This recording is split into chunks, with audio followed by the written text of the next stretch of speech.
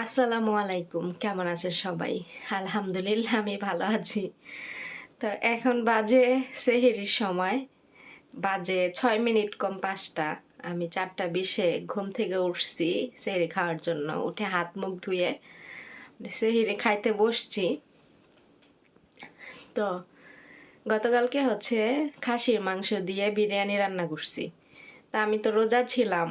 আমি আন্তাজের উপরে লবণ দিছি। তারপরে খাসির মাংস আমি যখন রান্না করি, ওই রান্না করার সময় আমি সবসময় একটু মানে এক পিস টেস্ট করে দেখি যে কেমন। যদি ভালো লাগে খাই, নইলে খাই না। তো কালকে তো রোজা ছিলাম আমি, তো সেইটা তো আর করতে পারি নাই। কিন্তু বিরিয়ানি রান্না করছি, তো সেহরির জন্য আমি নিয়ে আসছিলাম। রাতে খাই নাই, শুধু সেহরি। আমি চুলে তেল দিয়ে ঘুমাইছি, আমার বালিশ তেলে নষ্ট হয়ে গেছে, ধুইতে হবে। পরে হচ্ছে তো আমি হচ্ছে নিয়ে আসছি, ওই বিরিয়ানি নিয়ে আসছি, সেহরির টাইমে খাবো। তো এই বিরিয়ানি আর খাইতে পারলাম না, ফালাই দিলাম। লাস্টে একটা কমলা নিয়ে আসছিলাম, এই কমলা আর একটা কলা, এই কমলা আর কলা খাইলাম, খেয়ে ১ বোতল পানি খাইলাম। এগুলা খেয়ে রোজা রাখবো। এখন বলি যে কেন খাইতে পারলাম না খাসির মাংস। তো এমনি কিন্তু আমার বাসায় সবসময় খাসির মাংস নিয়ে আসে। ওগুলো রান্না করলে মানে ভালোই লাগে। খাসির যে একটা গন্ধ থাকে মাংসর, ওরকম লাগে না। কিন্তু এবার যে মাংস আনছে, এটা আমার মনে হয় খাসির মাংস না, এটা হচ্ছে যে গানামা বলে না, গানামা, ভেড়ার মাংস। আর ভেড়ার মাংস একটা গন্ধ থাকে, ঠিক আছে? ভেড়ার মাংস আপনি যত ভালো করে রান্না করেন, আলাদা একটা গন্ধ থাকে ভেড়ার মাংসের। তো আমি তো রোজার অবস্থায় রান্না করছি, আমি বুঝতে পারি নাই। পরে ওই এখন আমি খাবার খেতে গেছি, দেখি যে মাংস দিয়ে ওইরকম গন্ধ। এখন ওইগুলো আমার আর রুচিতে গেল না। আমি সব ফালাই দিয়েছি। হটপটে খাবার নিয়ে আসছিলাম, সব ফালাই দিয়েছি। তারপরে এখন কি করবো? তো ভাগ্য ভালো, আমি একটা কমলা নিয়ে আসছিলাম। একটা কমলা, আর আগের থেকে আমার রুমে একটা কলা ছিল। তো একটা কমলা দিয়ে আর একটা কলা, এটা আর ১ বোতল পানি খেয়ে এই যে রোজা রাখলাম আর কি। কি যে একটা অবস্থা। আর ম্যাডামের মেয়েরা হয়তো রুটি হাবিজাবি এগুলো খায়, তো ওদের মতো তো আর আমি খাইতে পারি না, এর জন্য আমি রুটি মুটি নিয়ে আসি নাই।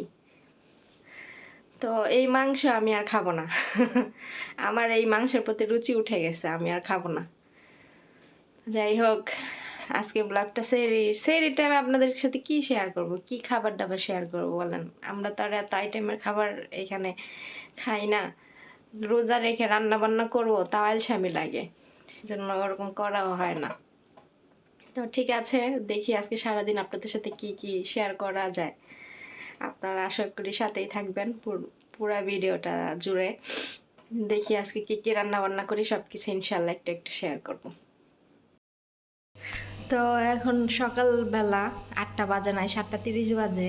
ওরা আমাকে ৬:৩০টার সময় ডাক দিছে। আমি ঘুম থেকে উঠে হচ্ছে সব কাজ করলাম বাড়ির। তারপরে ওদের ৩ বোনের চুল বান্ধা দিলাম। ম্যাডাম ঘুমাইতেছে বাচ্চা নিয়া, রাত্রে বাচ্চা জ্বালাইছে, ঘুমাইতে পারে নাই।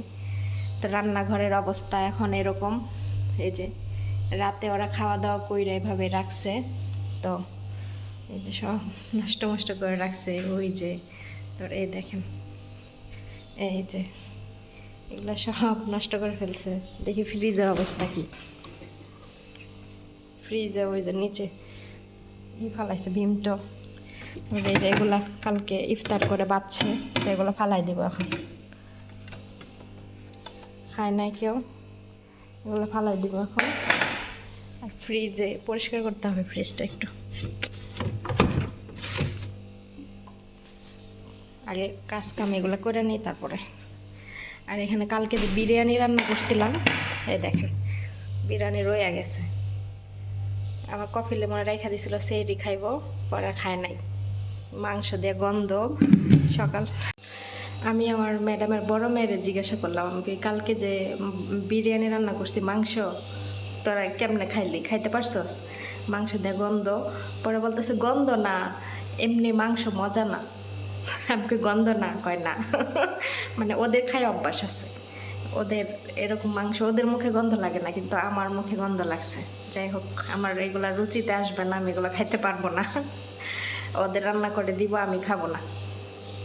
তো এখন এই যে এগুলো গুছাইতে হবে, রান্না বান্নার এই যে এগুলো ধুইতে হবে, ধুইয়া তারপরে আবার দেখি আরও কি কি কাজ আছে। আজকে মাছ, মুরগি, তারপরে হচ্ছে খাসির মাংস সব রান্না করব। এখানে মুরগি বের করছি, একটা পিৎজা বানাবো, আর এখানে মাছ বের করে রাখছি বিকেলের জন্য। তো মাছ ধুইয়া পরিষ্কার কইরা মশলা দিয়ে মাখাইয়া ফ্রিজে রেখে দিব, বিকালে শুধু ভাজবো। আর এখানে খাসির মাংস বের করছি, ম্যাডামকে স্যুপ রান্না করে দিব দুপুরে। তো তিন জায়গা বের করে রাখছি, এখন থাল বাসনগুলো ধুইয়া নেই, রান্নাঘরটা পরিষ্কার করে নেই, তাহলেই হবে। এই ডিমগুলো 1 মাস ধরে আয়না রাখছে খাঁচের ভিতরে, আমি ওইভাবে ফ্রিজে রেখে দিছি, এগুলোর ভিতরে গুছাই না। মানে এত কাজ করি, ডিম গুছাইতে মনে থাকে না। আর আমাকে তো বলার মতো কেউই নাই, নিজের মন মতো কাজ করি। বলার মতো যদি কেউ থাকতো তাহলে হয়তো বা 7-8টার সাথে গুছাইতাম, যাই হোক মনে ছিল না। এখন ফ্রিজে তো অনেক জিনিসপত্র ছিল, এটার ভিতরে ডিম ছিল, পরে এখন জিনিসপত্র কমে যাচ্ছে আস্তে আস্তে, ফ্রিজের ডিম চোখে পড়ছে, এখন গুছাই ফেলি।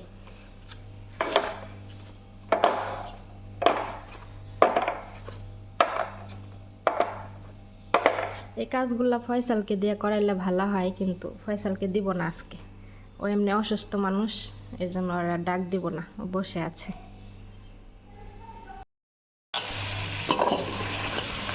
এখানে স্যুপ রান্না করতেছি ম্যাডামের জন্য।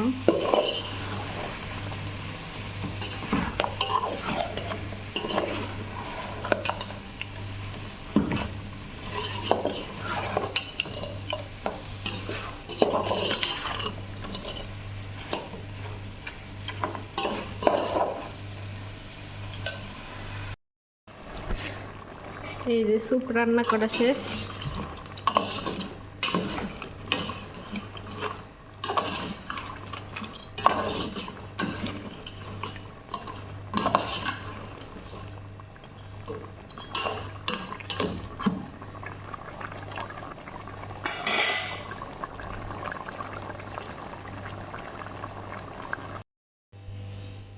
এই দেখেন ফয়সাল বসে আছে এখানে আমার সাথে, রান্না করতেছি, ও বসে আছে। ওর দাঁতের ফোলা এখনো কমে নাই, তবে ফোলা কমে নাই, ব্যথা মনে হয় কমছে, এর জন্য খাইতেছে আজকে। গতকালকে তো কিছুই খায় নাই। ওই দেখেন একপাশে ফোলা। যাই হোক, সবাই দোয়া করেন যাতে ফয়সাল তাদের সুস্থ হয়ে যায়। এখানে পিৎজার জন্য, বিকালে পিৎজা বানাবো, পিৎজার জন্য এখানে মুরগির মাংস রান্না করতেছি।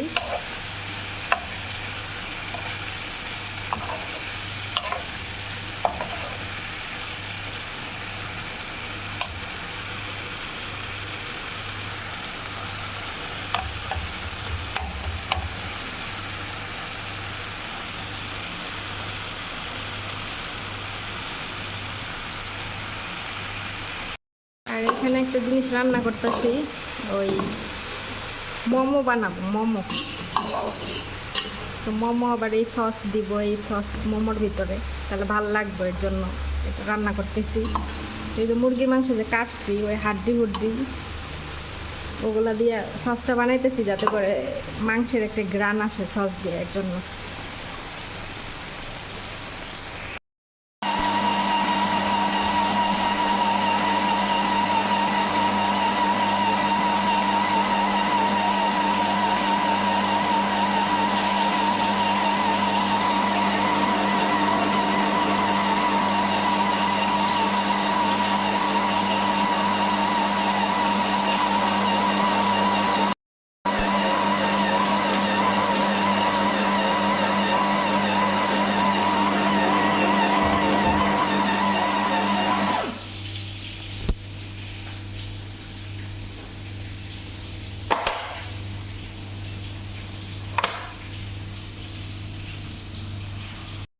এই যে পিৎজা বানাইছি, মিনি পিৎজা 2 সেনিয়ে বানাইলাম। মানে এটাকে এখানে দিব ফ্রাই করার জন্য। এটা আগে হইতে থাকুক, এটা শেষ হলে পরে আবার এটা দেব।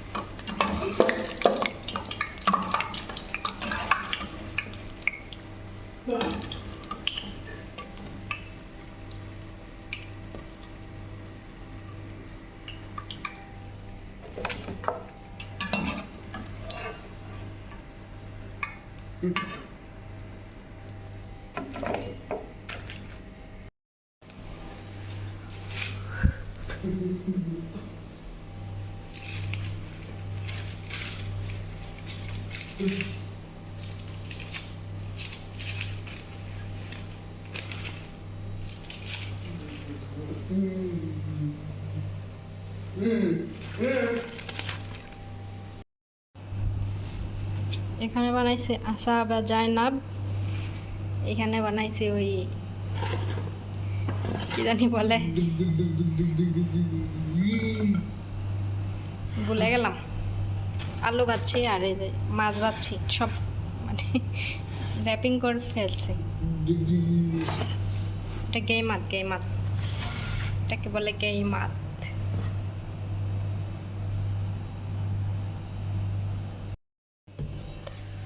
এই যে জুস আনছে 2 কার্টন, 10টা ফ্রিজে রাখলাম আর কার্টন রেখে দিই এখন।